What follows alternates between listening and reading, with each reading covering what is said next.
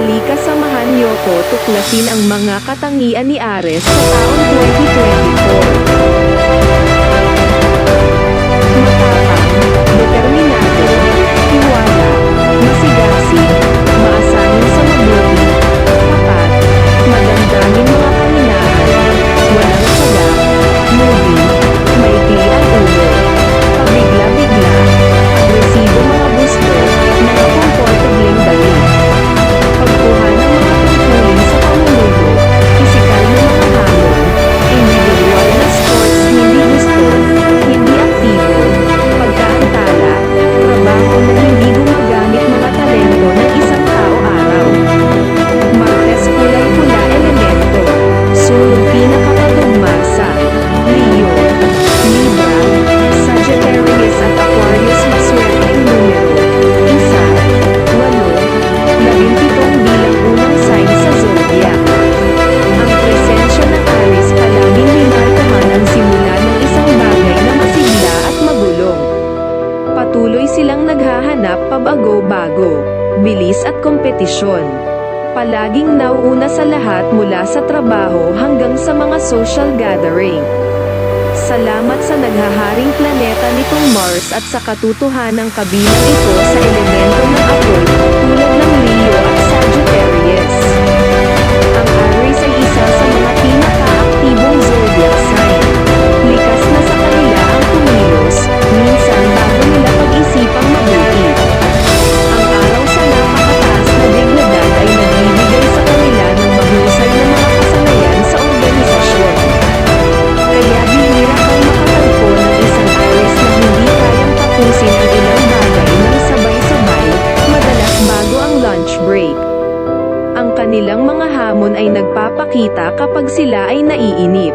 Agresibo at ilabas ang galit na itinuturo ito sa ibang tao. Malakas ang mga personalidad na ipinanganak sa ilalim ng karatulang ito ay may tungkulin na ipaglaban ang kanilang mga layunin. Pagyakap sa pagkakaisa at pagtutulungan ng magkakasama.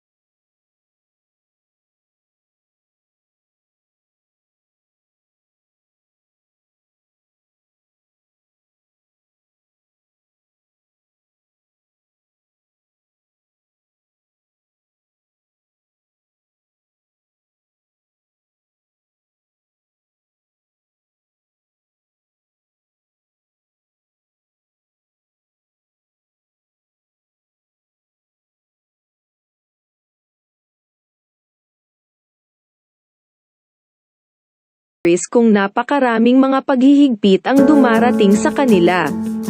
At kapag sila ay nagmula sa mga liberal na pamilya ay maalaga nila ang kanilang mga bono sa isang madaling daloy.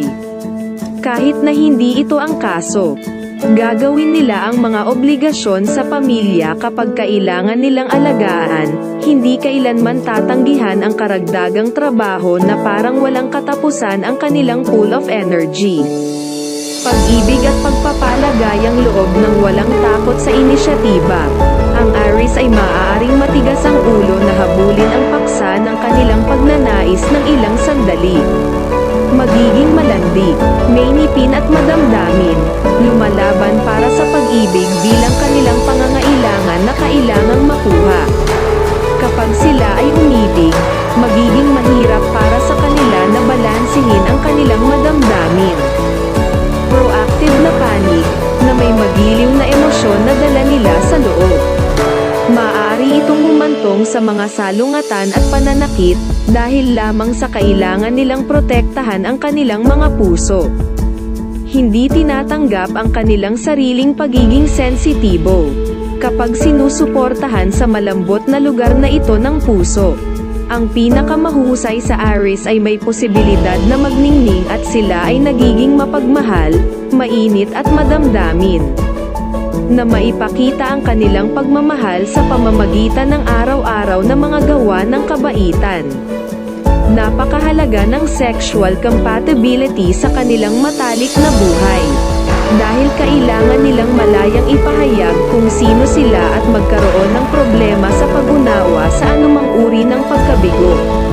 Karera malikhain at mapaghangad. Walang magagawa ang Aries sa buhay kung sapat ang motibasyon.